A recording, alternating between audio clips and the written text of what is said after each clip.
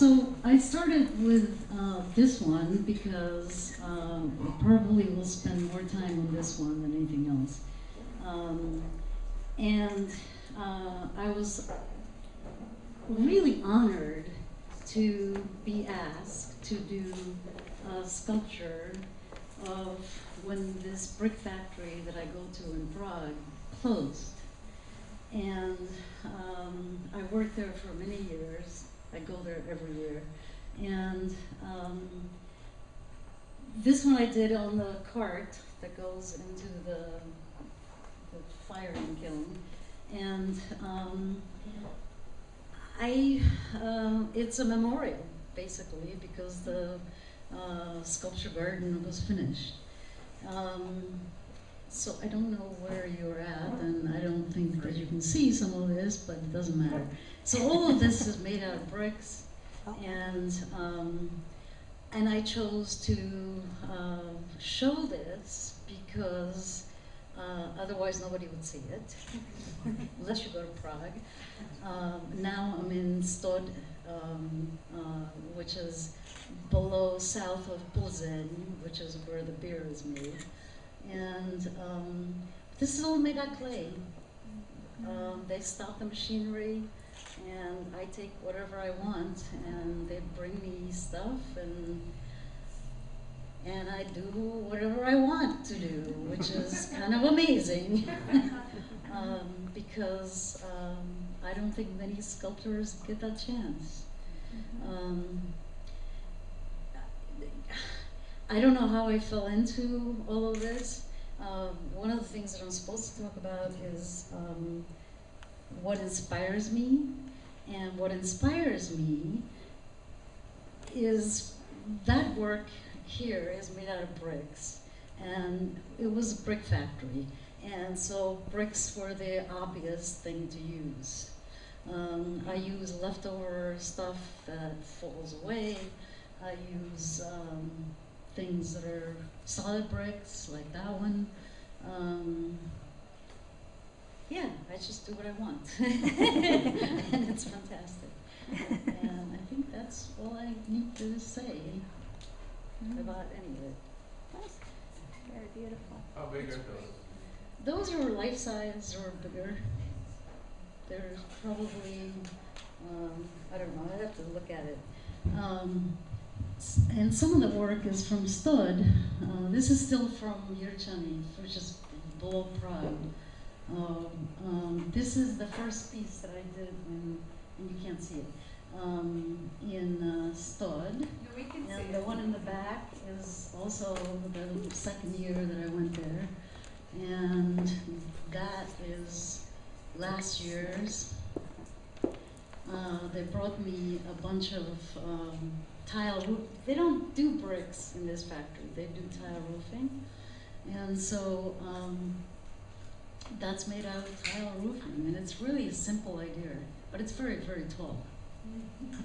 And that was the last one that I did last year. And it's probably 15 feet high. And it was a pain in the butt. So the guy who runs that factory sent me a picture of it on this room. Yeah, and there was leftovers from the one that I did, and those are made out of little tiny pieces, all the way up. Yeah. It's pretty amazing, actually. This is made of, this is in Stod also, and it's probably 15, I don't know, no, it's not 15, it's about 10 feet high. And I get to do whatever I want, which is kind of amazing. Beautiful. Yeah. Love that face. So what inspires me is the materials at hand, and yeah, and like this is a vent from that they use on a roof. That's the vent, and that's my piece.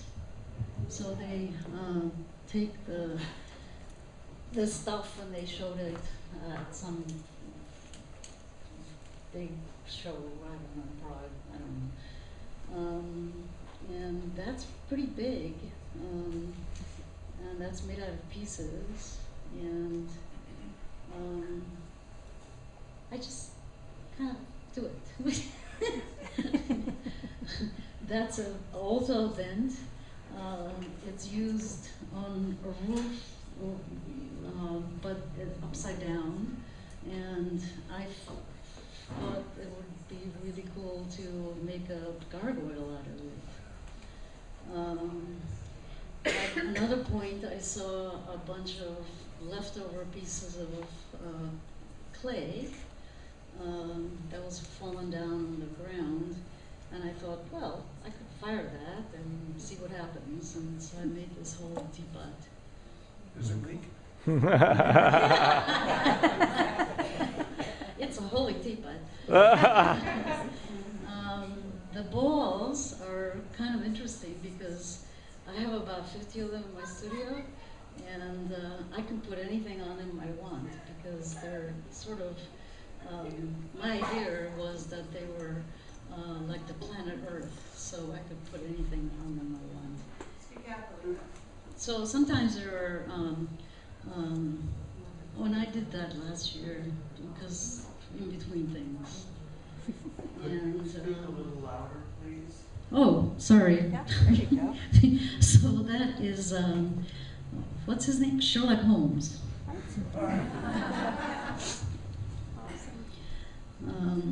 And that's a piece that I did for a friend. Out of leftover pieces that because you have to take apart the stuff. You have to put a piece of steel inside, right, if you're going to build something that big. And I don't throw anything away, and so those were pieces of stuff that would have been thrown away, except How big is that? Yeah, that's probably about, I don't know, probably about this big. Not very big. So that's it.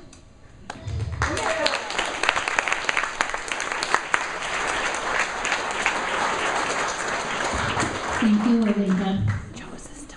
Yeah, so you just pointed it. I'm not really doing the artist justice with these really short intros, so I do hope if you find any of them very interesting, maybe you can meet them tonight or find more of their work on their websites.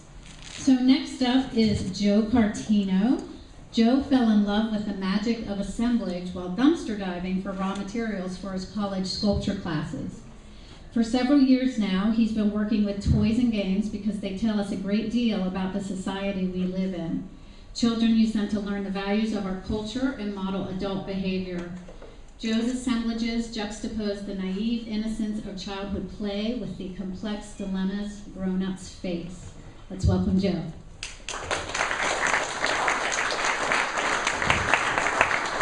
Hi, everybody. Thanks for coming. So this piece is called Liberty Top. I made it as a reaction to the invasion of the Iraq back before 2004. I moved here in 2004. There was a point where I protested in the streets, and I said, you know, this isn't the America I believe in, and it didn't matter. So I moved to Canada and tried to escape. There's an old expression, love it or leave it, and I couldn't, and so I came back. And I just sort of started making these pieces about war and the myth of the American dream. And I found all these games and toys that, you know, this is a game. It's called the Billionaire Game. It's about world conquest and profit and power plays and sealed bids. And the piece in the middle is a spinner from another game called Easy Money. And it's just like, you know, Monopoly. And I started to realize that there's all these rich symbols, there's all these messages, you know, that our kids get by playing with toys and games. And, you know, they just absorb them without a second thought. And, you know, then they're on the path to pursue the American dream. And I just thought, you know, is this really the world that we want to live in? I mean, where did America come from? And this piece is called How the West Was Won. You know, we all know the myth, right? There's the cowboy, he's the hero, and he has a 6-gun, and he has a hat, and, then he made America from this savage land. But, what really got left behind? What got swept under the rug? Who were the people that paid the price of this great conquest, of this great America? This game is called Square Mile. It's the land development game. What are we programming our kids to know and believe by giving them all these things? It just really... and so, we all know who this is. This is Barbie, right? This is the ideal. And get your own house and live this good life. And I just thought, is this really the good life? Is this really the world that we want to live in? And so I started making these assemblages to just sort of think about that. And this piece is called TVI. I think, we are very, very much absorbing these messages every day.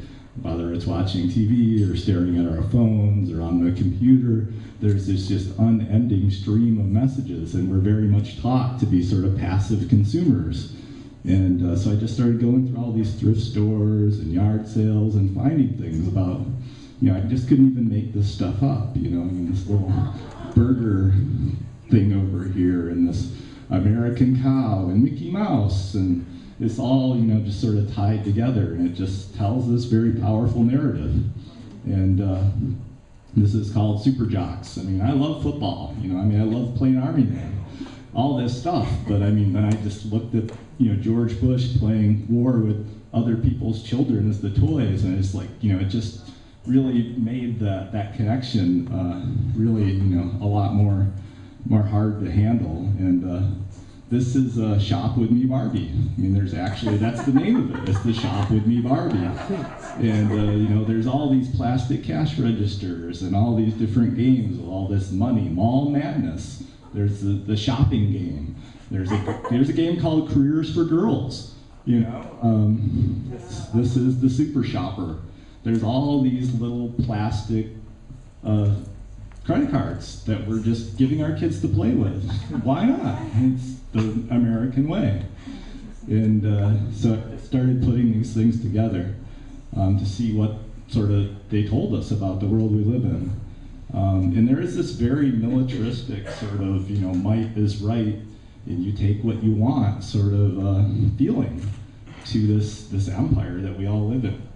And, just taking different things I found to explore that.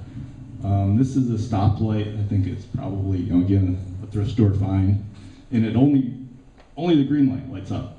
None of the other lights light up. This little M16, the faded sticker on the bottom is called Freedom Mission. So we're told and we're sold all this, the Freedom Mission. And this Cabbage Patch Kid, we are really, these aren't toys. These are our kids. This is our future. And I actually did all these before I had a daughter. I now have a daughter that's 5 years old. And she looks at these things and she wants to play with them. They're all very attractive and very exciting. And I actually stopped doing these pieces for a while. Around 2010, I just felt like I kind of did what I needed to do, and then Trump happened, and it just was like, what do you do with that? I happened to have a game out in the garage, so I took it out, and I sort of took this picture, and that wasn't really right. And so I went back to this piece that I did back in 2010, and it's called the two-party system. Really with my disillusionment with the two-party system, and I just updated it by putting a comb over on the pig on this side, because really, it was the same thing. This is an actual game, Run for President. It's the race for the White House, and we all know Rock'em Sock'em Robots, and these pigs are from Chauvinist Pig Game, and they're all stuffed full of money, and it just, it does seem like, and this is a magic box, like you pull the rabbit out of the hat. And so, now, this looks like I did this to make a parody of Hillary, but that's just the pig. That's the pig you get with the Chauvinist Pig Game. And so, it's not about people. It's about this system. It's about this society. And so now, by putting that comb over, it's about Trump. But it's really about us. It's about the world we live in the society, and the crazy kind of things that results from it. And so that's kind of where I landed with it, and so hope you like it.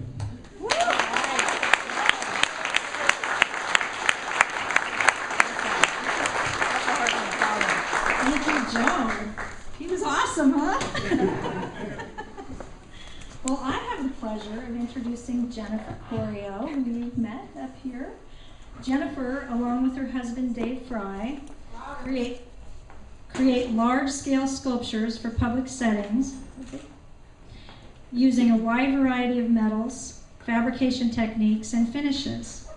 Jennifer does all the design and conceptual work, while Dave engineers and builds them. Their use of bright colors and bold forms add an air of playful sophistication to communities around the Pacific Northwest. They founded Cobalt Design Works in 2008 and as their metal art business. Sorry about that. Welcome, Jennifer. Thank you, Lisa. So it's a real honor to join this lineup of artists tonight. And what I would like to share with you is why sculpture making is truly an act of love for me. And I mean that in a pretty literal sense, since my art partner happens to be my husband, Dave Fry. He's working the computer over here. Ours is a tale of strengthening a marriage by making art together. So we create large-scale metal sculptures for public settings, and we have a penchant for bright colors, bold forms, clean lines, and soft curves. We work with all types of sheet metal, cutting it, welding it, forming it in order to tame such a rigid material into graceful pieces.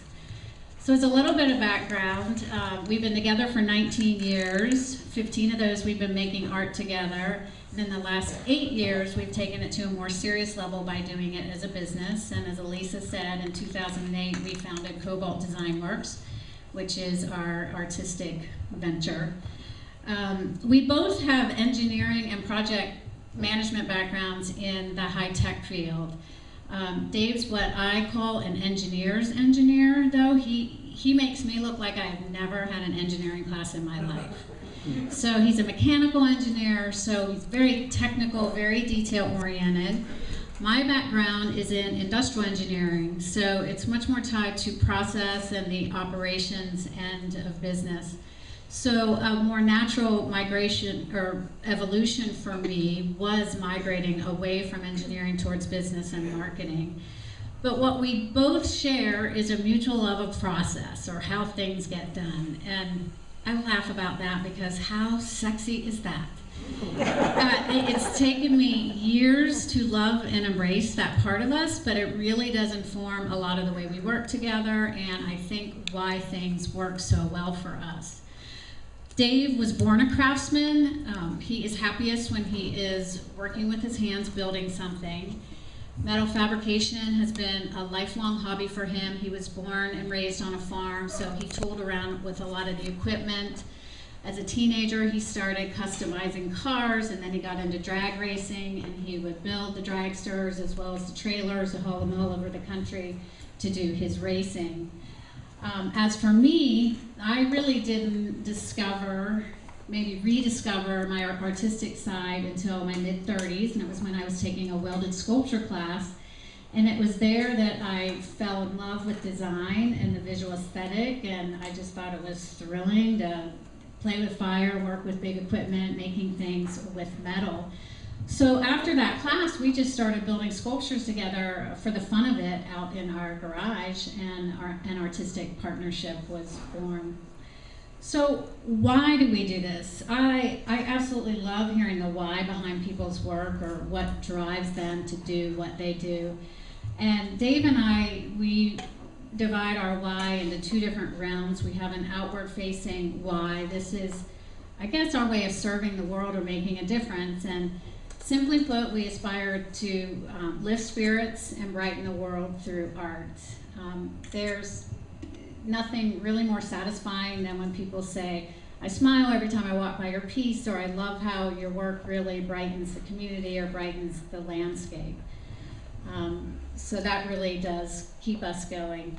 The world is just crazy the crazy pace, it could certainly get dark and heavy if we let it, and so anything that we can do to lighten the load keeps us going. Now, as far as a more personal why, or what Dave and I ourselves derive from the art making process, it really is the act of creating together. We find working on these sculptures together to be a productive, challenging, and a fun way to merge our skills and to spend time together as a couple. Now, I would never, ever say that working directly with a partner is easy, because a lot of it is not. But for us, you know, working through these big projects, especially as we get bigger and bigger in scale, it really does force us on a continual basis to work on our communication, our patience, and our priorities. So in that way, it's really strengthened our partnership. And I think it was those early days when we were just doing it for the fun of it in our garage really brought us together at a time that admittedly was really rocky, and we were kind of unsure of where things were going. So we really do owe a lot to the artistic partnership. We get asked a lot, well, how do you do that? How do you work together? First of all, from a division of labor, I do all the design and conceptual work, as well as run the business aspects. And what I love about this is I get to use both sides of my brain. I'm an equal opportunist when it comes to my brain. I love my right creative side as much as my left analytical side, and I feel really fortunate that I get to use them both. And then Dave engineers and builds my designs, and I like to call him my fabricator with benefits. But we've really found that it is a dance of collaboration. Of course, it's never a linear process. There is a ton of back and forth. Careful attention not to step on each other's toes, but we do. Luckily, stub toes heal, though. Now, one thing that I will say is probably the biggest reason why it works is because we have separate spaces. I am doing all the design work and running the business aspects from the studio behind our house, and then he is doing all the fabrication work at our commercial space that's a block away. Now, there is a time that's really critical when we do come together, and it's during the modeling process. So this is when I bring my concepts and my hand sketches to him, and we sit down at the computer and we put it into our 3D design software.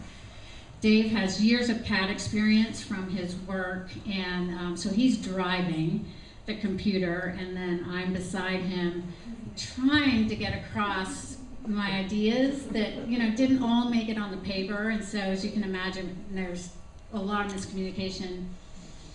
There's a lot of frustration there, and we know that if we get through this part of the process, it's pretty smooth sailing from there. But this modeling process is really key, though, because it's not just about refined design, because what Dave's doing is you can almost see the gears spinning. He's already engineering. He's figuring out how he's going to build this for structural integrity. He's already thinking about the materials that he's going to use and the processes. So by the time he actually gets to the shop, a lot of the work has been done. So as you can imagine, when that part is over, we're really, really happy. I go off back to my studio, and I may work on a new design, or may catch up on the business part, I may do some calls for artists, and then he's down at the shop fabbing. But what we've learned the hard way is that we've gotta come together a lot during the build process, because sometimes if he goes on and I haven't come down for a while, he'll go down a path that wasn't quite my expectations, and so there's some rework and stuff and pulling out hair. But so we do meet a lot for visual guidance to see where we're going. Now, that's kind of it from the nitty-gritty perspective of how we do it, but there's a really important thing that we do from a little higher perspective, and it's regularly kind of assessing our processes, assessing our focus on, is this still fitting in with our life and our values? Because for us, integrating our art, the art is very important, but we have a lot of other things important, such as raising our son and being part of a community, staying healthy, Not to mention the other work that we do that brings in supplemental income to allow us to do this business until hopefully it's fully sustainable. But that's really key, is making sure we're having fun and it's fitting in with us. So in a nutshell, we've basically found that the whole really is greater than the sum of the parts, and for us in this artistic partnership, it means better art and a more meaningful marriage.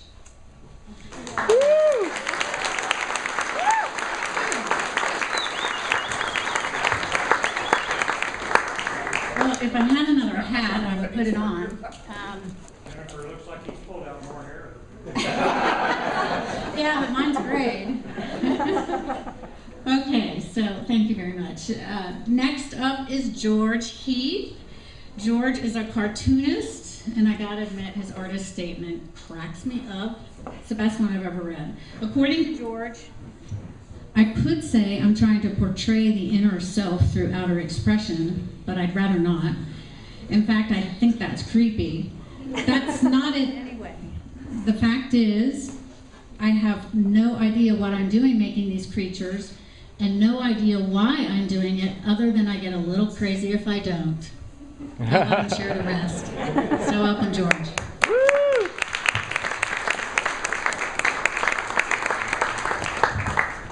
Thank you, Jennifer.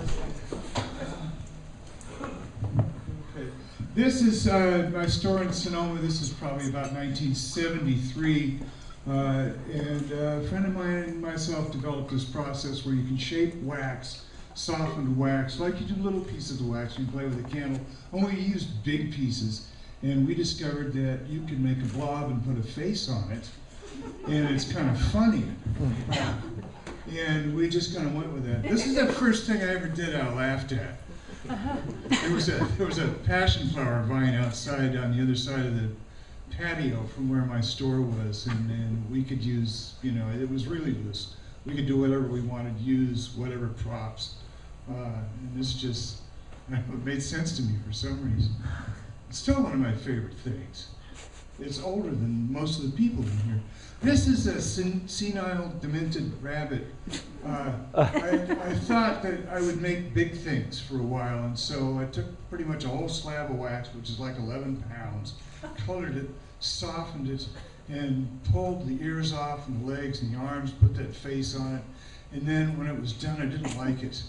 Until I gave it a bath. When wax gets dusty, you can't wash it. Dusty, you have to wash it.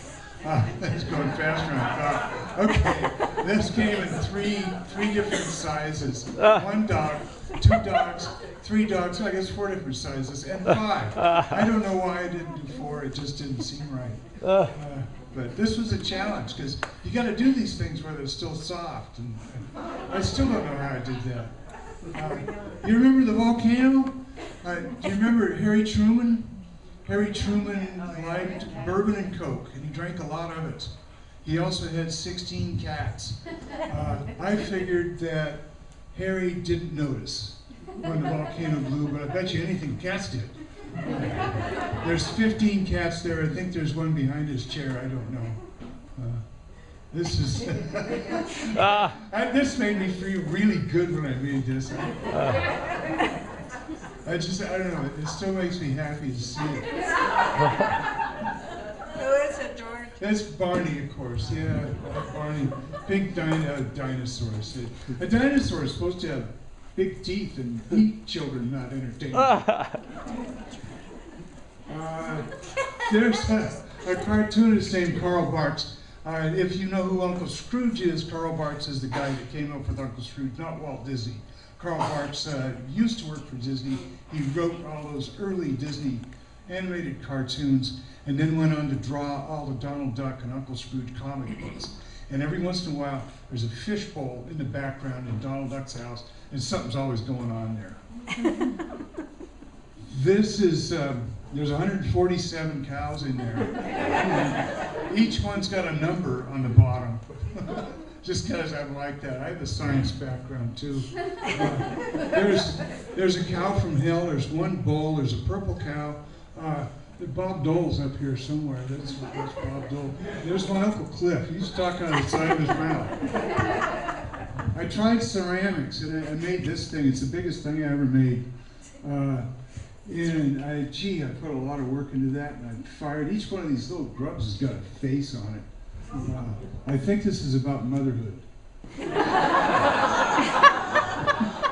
I still have that if anybody's interested.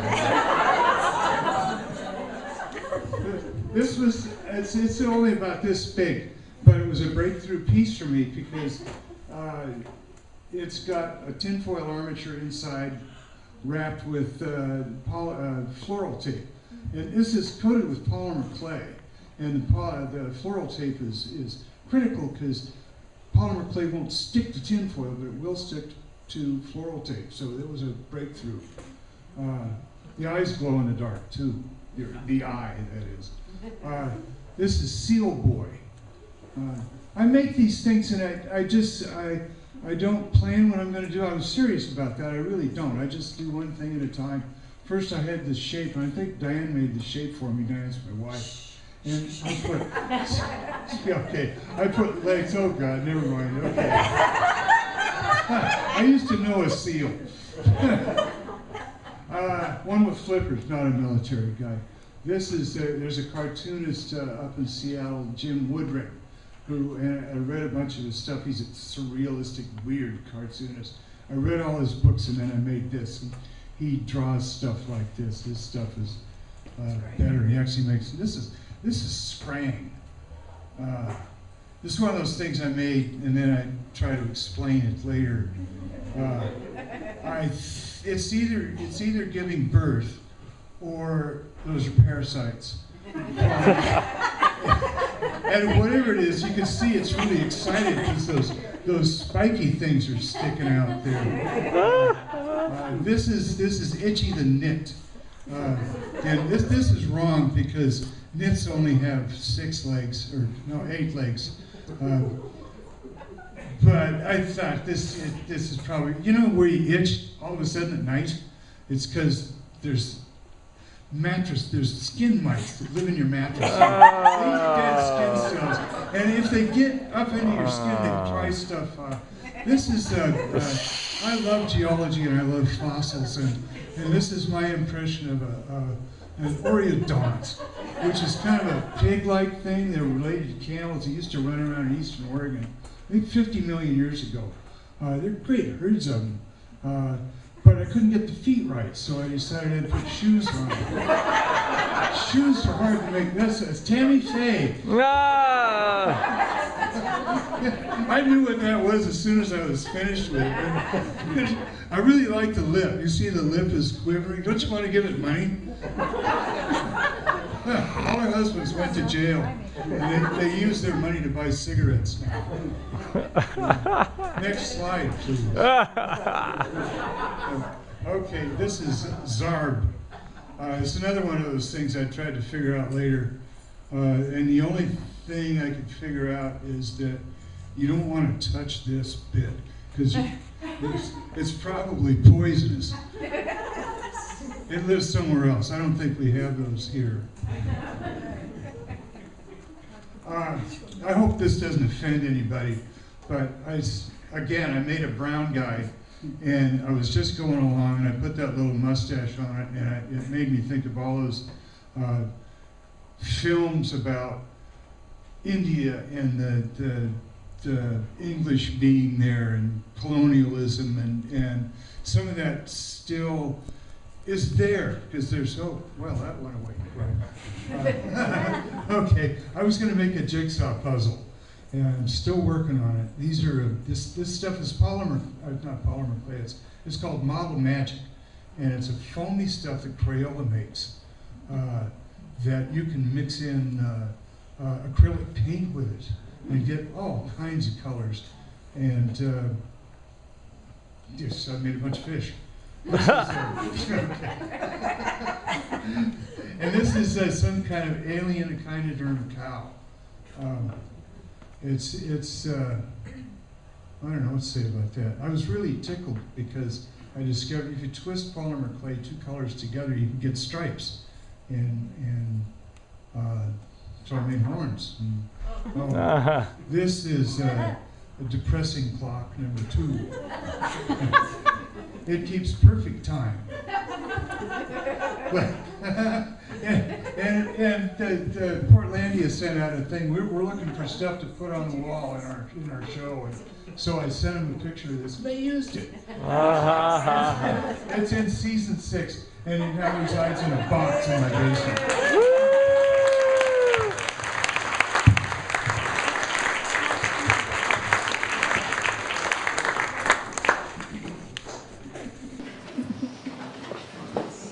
Thank you, George. Okay, next up is Elisa Looney. Elisa received her BFA, yay Elisa.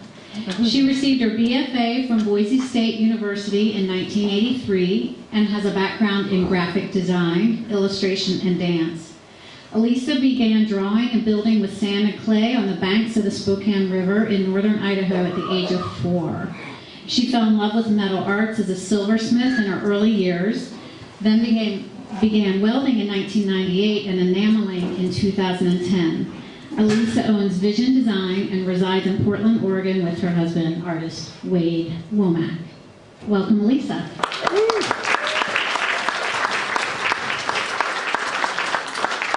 Thank you. Welcome, everyone. Thanks for coming.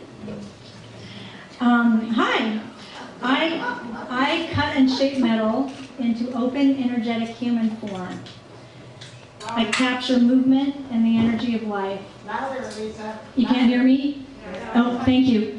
You can see the swirling motion in my piece. That's the river I grew up on. They are swirling around the muscle shapes, like the water moves around the rocks in the river.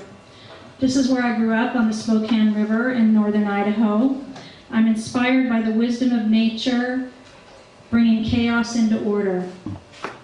I see the flow of water around rocks in the stream as the energy flowing through all life, through our bodies, through our breath, through our memories that we create together, through the connection that we have with each other. I love to dance, and I dance every week, generally. You'll see some of that. Our dance group will be doing a little dance performance here later, where I draw the dancers and the energy between the dancers, and I try to capture that motion in drawings and paintings, and then I transfer those into 3D. And when I do the 3D, I use paper first, and then I build the metal pieces. This piece is called Taking Flight. It was inspired by my father.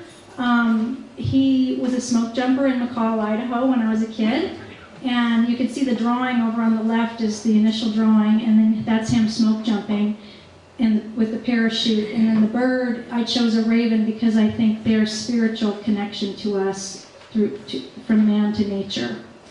The contact benches, you probably have seen one in Cannon Beach possibly. You can see the drawings I did up in the corner there that inspired this. I like to draw bodies a lot.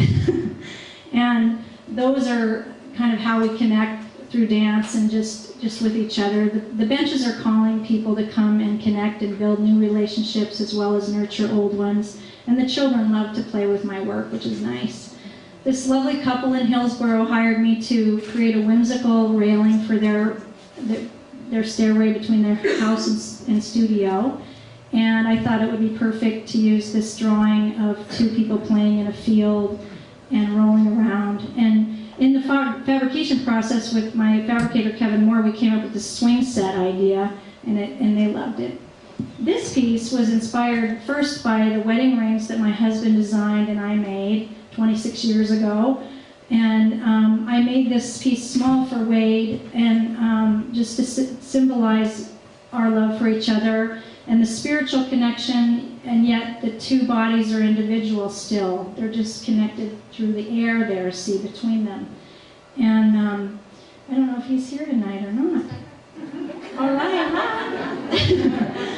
Roll and Play is inspired by rolling and playing in the grass and the floor while dancing, and trying to encourage everyone to remember to do that and play like we did naturally as children.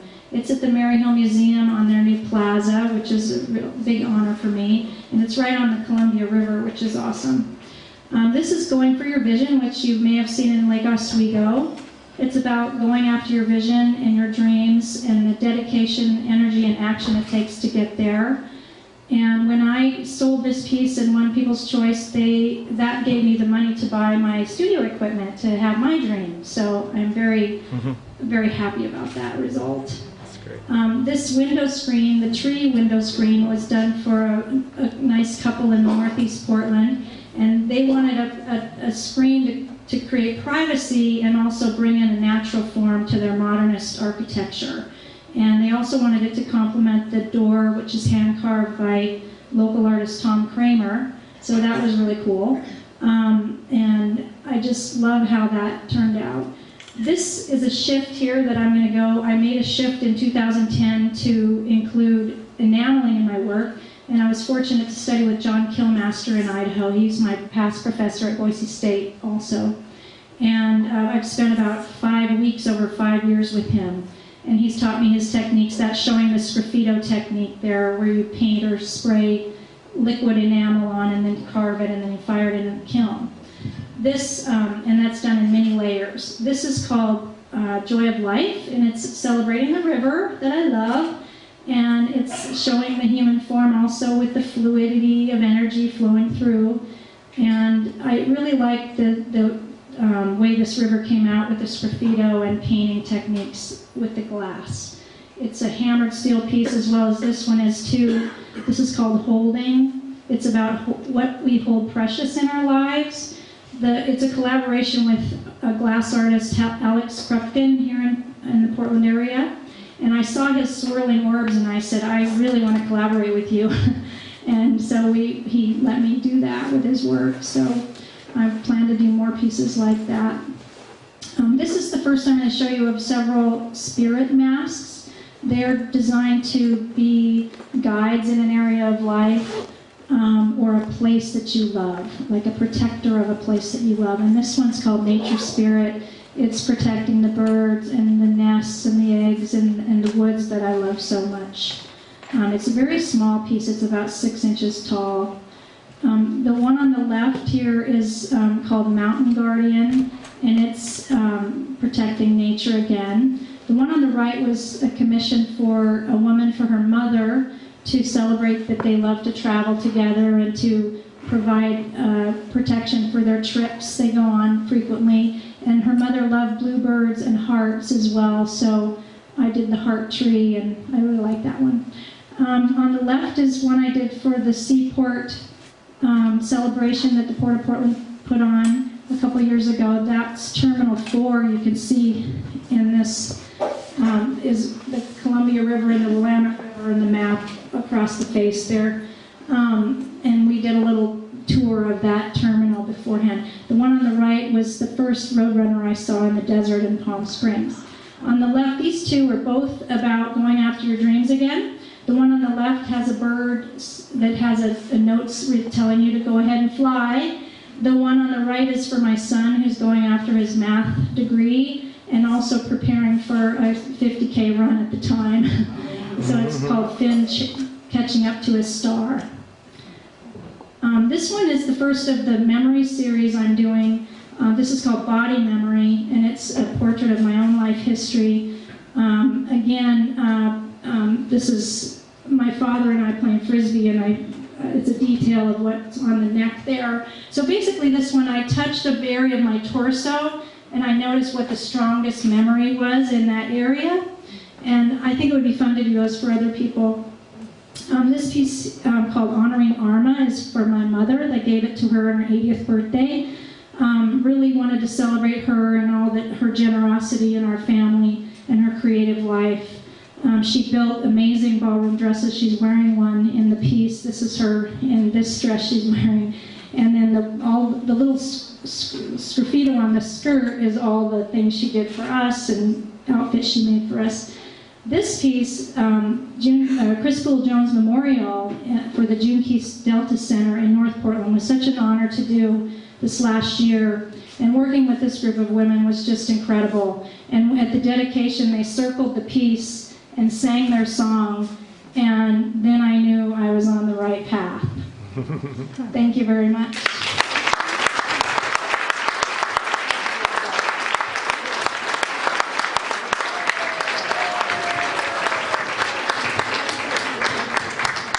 Thank you, Elisa. She has quite the fan base. So next up is Carol Murphy. Carol, for several years, was the president of the Pacific Northwest Sculptors and did a lot for the organization. Is she making her way up? Yeah, I'm Okay, great. So I'll read.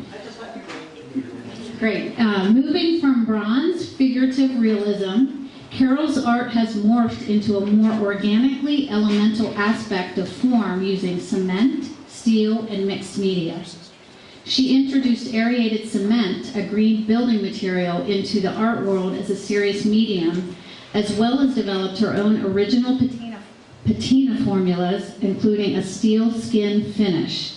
Carol also works with recycled paper clay, found steel, nature, and a variety of mixed media that are all sustainable in nature, as she is concerned about the impact our art has on the environment.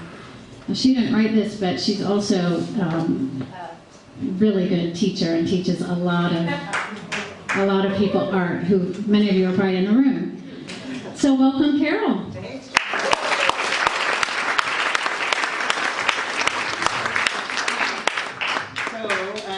This is kind of I went over, well, this is art since I've come to Portland. Sorry, this is art since I've come to Portland. This is what I used to do in Vermont, and this is the first piece I made here. Portland had a huge effect on me. It's the first place I felt like I was home. So it changed and morphed dramatically, thank you, dramatically after that. So the next piece will be very different. This is bronze, and I used to do figurative all the way up to life size. And this, as you can see, that's very different. This is aerated cement, which is a green building material. I discovered it in Europe and went nuts and just went, it's got to be here somewhere, and so I kept looking and came across it. And this is mostly what I teach out of. I also teach out of fiber clay or anything else anybody wants to learn that any material I'm familiar with. But this is mainly what people choose. This is called the Egg Sisters, and that was, let's see, that was done in 2010.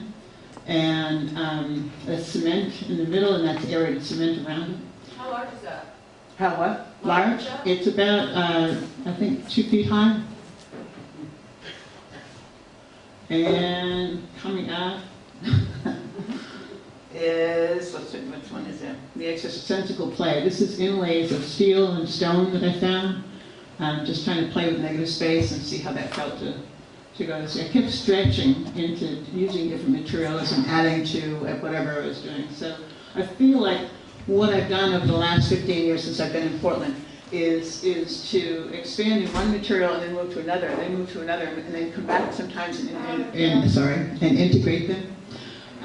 This last 3 years in particular, I've gone way out on the ledge with different materials and gone, what am I doing? I have no idea where I'm going or why I'm doing this or what's happening with it, but I was just driven to do it, so I just kept going for an entire year, not knowing what I'm doing, putting down a piece and picking up another.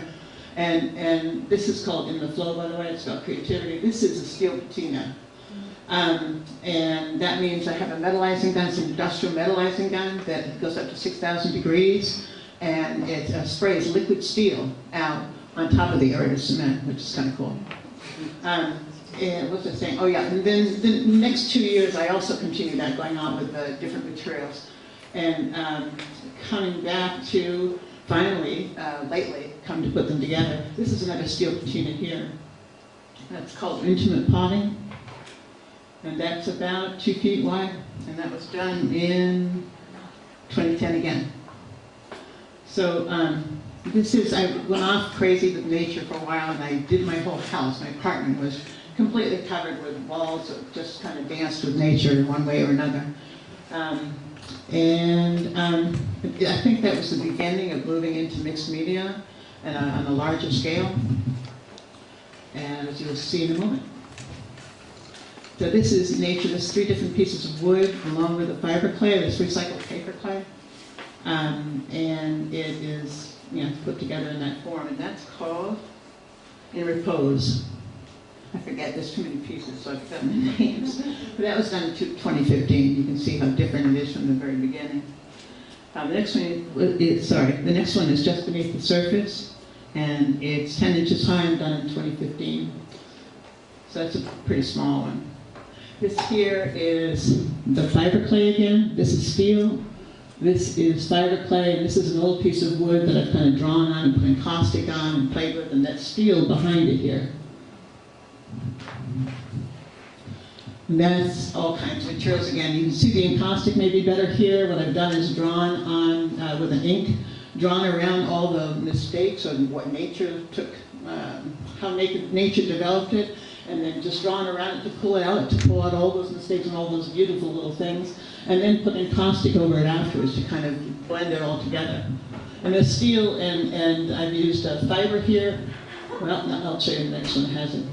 But that's wood, steel, encaustics again.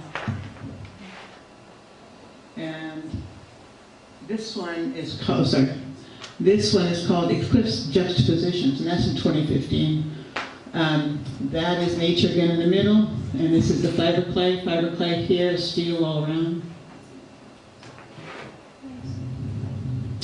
And that's called Naval Wanderings, and that is steel and fiber clay and all that. What was I going to tell you about? I've forgotten. Anyway, if anybody's got any questions, please go ahead and ask them. That's again the nature and steel. Fiber clay, and that's called, I don't remember what number that is. I'm sorry, I can't tell you the name of that one. Yes, I can. Unassumed pedigree. And that's 2015. And this one is called Sinuously Interjected. It's 28 inches high, and it's 2015. That's what I was going to tell you. There's some places in here, and that's not one that's got it, but I'll talk about it anyway. One of the darker pieces that have the fiber clay in the middle, basically I've taken fiber and put it on top of the fiber clay, and then burned it. And so it kind of hugged it and became part of that fiber clay. I'll show you that in a minute. And that doesn't happen either. This one actually, a person in the audience, yeah, Susan about that one. Alright. Yeah, she bought it before it was even finished. Let's see, and that, why don't you tell them the name, Susan? What's it? Interrelated. Personally integrated. Yeah. Yeah. Yeah. This is one. These are the last two that are coming out. This is one of the ones that's in process. That's why it's not a great picture. But you can see where I'm going with it. All the steel underneath, and now the layers of steel are coming out this way. This next one, yeah. Now this one is really in process. This got another part here that's moved up here, and this has moved down. This has actually come out, and this is also developed further. So it's all a process. I've got like 15 or 20 of them going all the time, and so I keep walking by and developing. Okay, this is what goes here, and I don't know what goes next. I'm over here. You know, it's kind of fun to play. Anyway, I'm having a great time. Yay. I think that's it.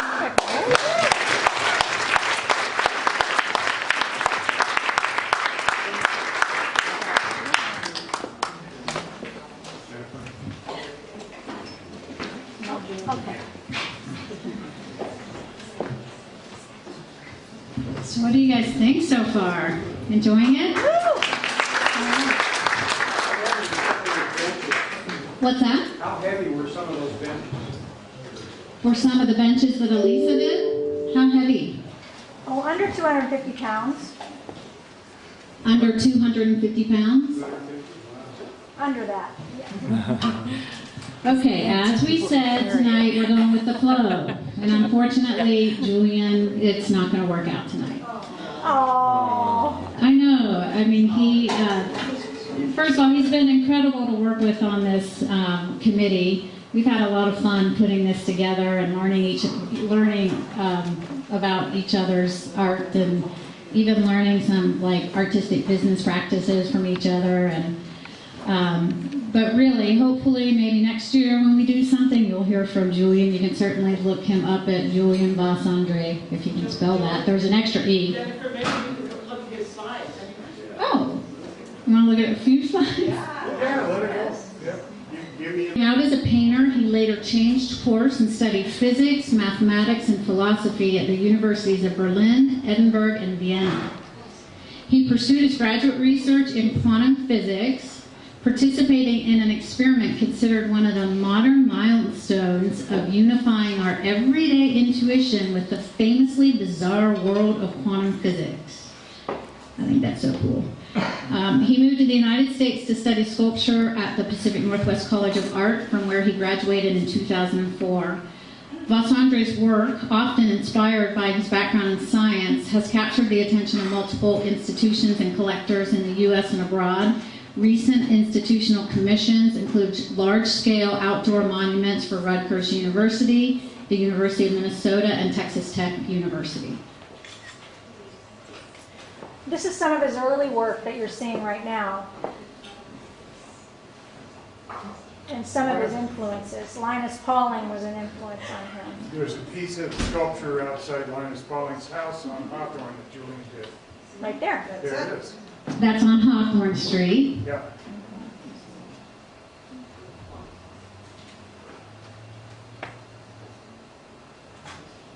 A lot of these are proteins.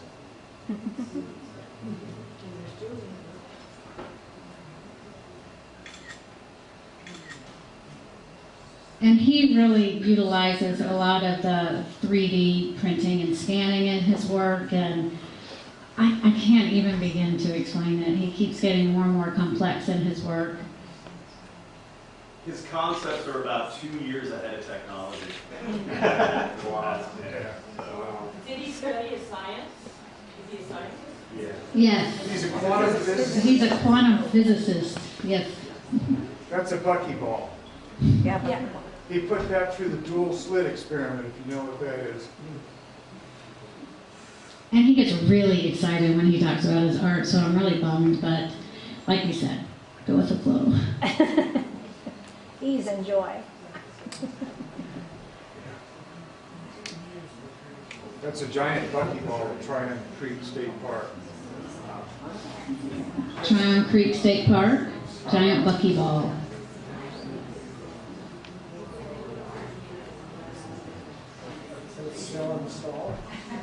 So he got an idea watching his daughter make bubbles with her Starbucks drink. And then, yeah, his imagination kept going. It gets better. That's the polystyrene woman.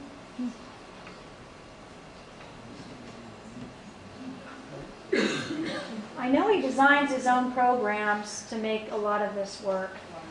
And he also has like several 3D printers in Like 10 of them. in his studio where he'll have them running all the time, making different parts of the sculptures. And then he also utilizes Rob Arp's business Right. as well. He also utilizes Form 3D Foundry, who we're going to hear from next, and it's probably happening backwards because he's going to explain more about the 3D technology.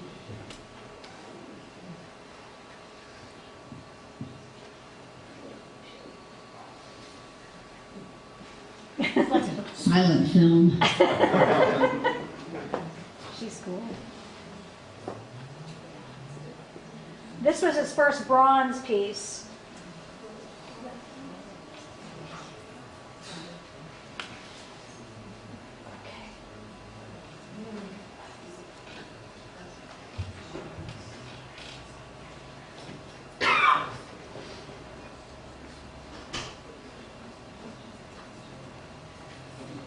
Look at that hand. Cool. Well, I know he has two guys working for him.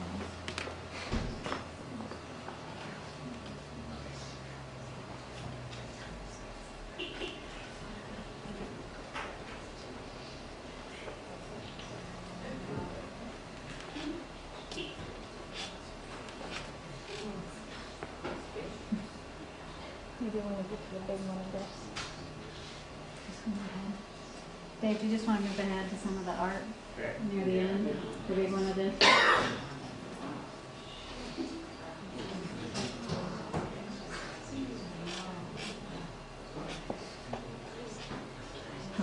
That's good. Great. All right, so we have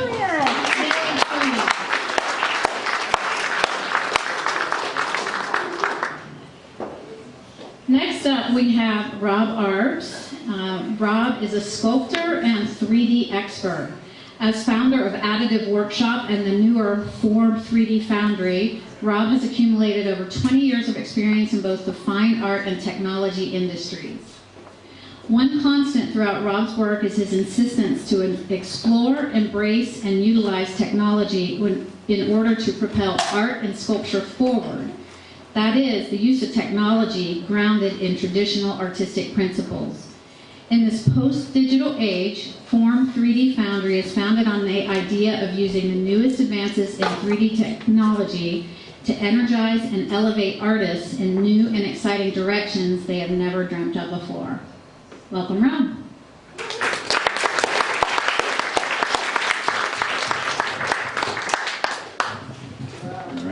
So this is a big crowd. I was expecting a small pool of artists. I can't, I'll have to hold on to the microphone.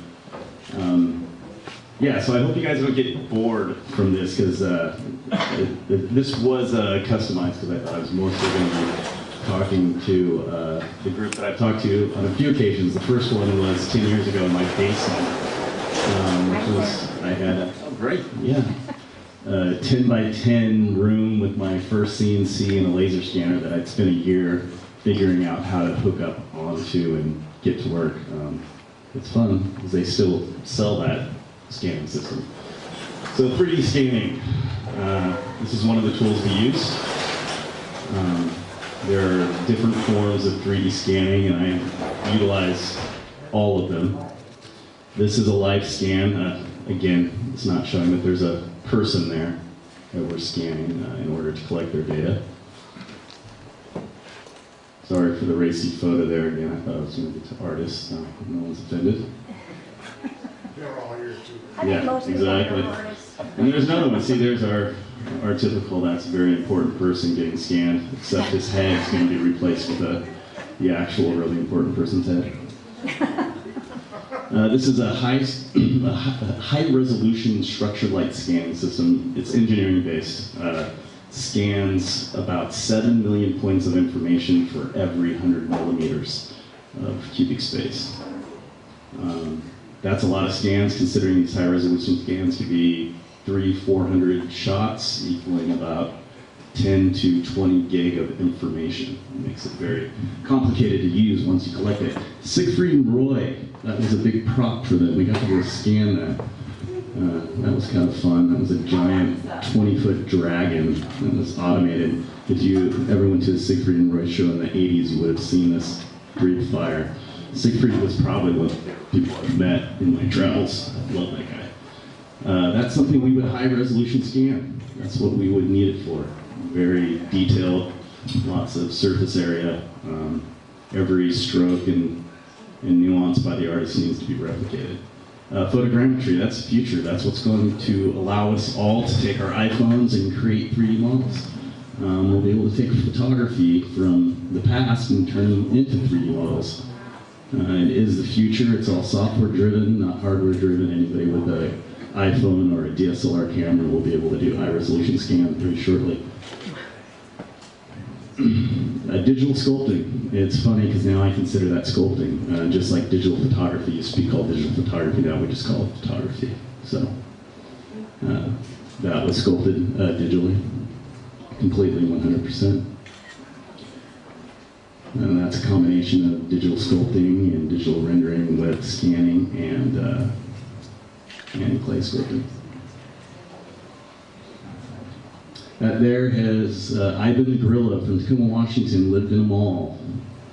Completely 100% sculpted with a program called ZBrush. It's revolutionized sculpting, as far as I see it. There's probably more digital sculptors in the world right now than there are traditional, so we should just call it sculpting. Machining is the other thing that I do. I do a lot of machining. It's a subtractive technology. That means you take a big block of something and cut it into something. There's a lot of waste, but it's kind of fun and you can use a lot of materials.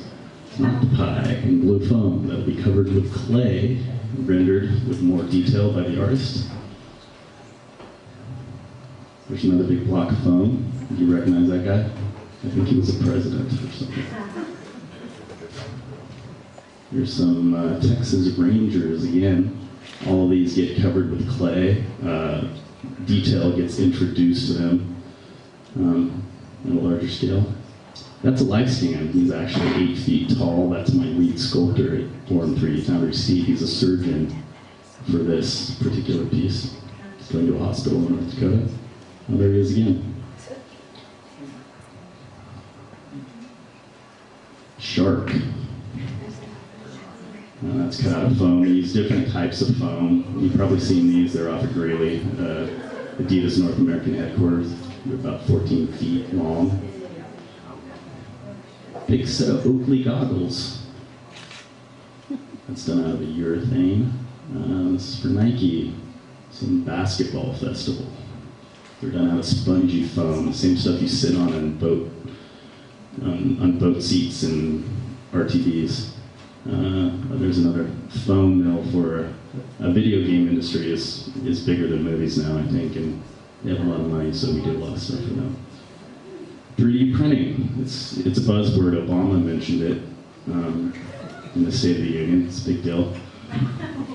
There's some 3D printing there. That's a very high resolution, super expensive, $2,000 a gallon material-based 3D printing of a sculpture that was much bigger. That apparently is a famous author.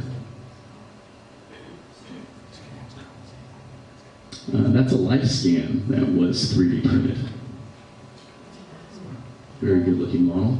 There's another life scan. The guy used to work for me, and we had a cow skull that we just threw on his head, and you see the Adidas sneakers.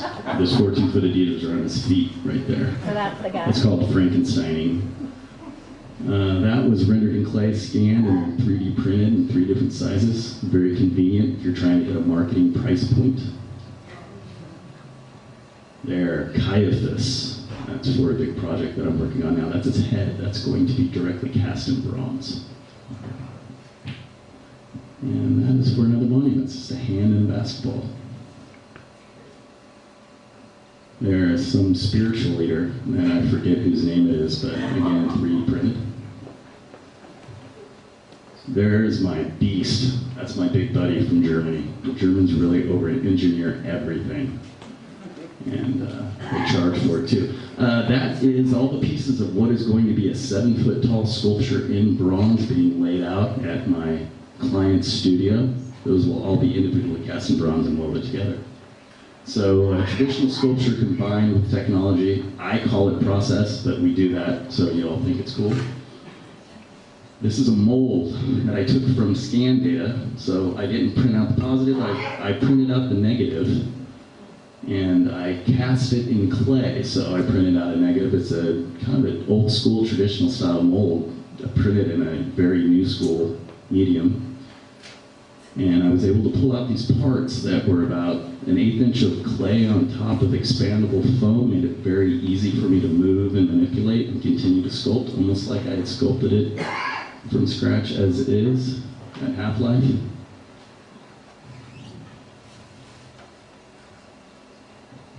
This guy had the biggest hands I've ever seen in my life. He was 5'10", and his hands were twice my size. I had 3 heads for him because I wanted to play around with his expressions. He's also an MMA fighter, and he had marks on his knuckles from beating up his neighbor. That was us finishing up a smaller model of that last guy that you saw before, the president or something. Yeah, there he is there. Okay, so this is traditional sculpting. I did that as a 6-inch pinch model, trying to figure out a composition for a piece that I am working on now with 9 other artists from around the country. That's them being rendered in several different processes, from just straight up traditional sculpting, 3D printing, and mold making. And yeah, I've been working on this piece. My left hand is numb and my right one can only do a claw move. Even though live scanning was involved in that, I have probably resculpted every single piece of this guy's body. His name's Jesus. I have about 14 or 15 different anatomy books stretched around my studio right now.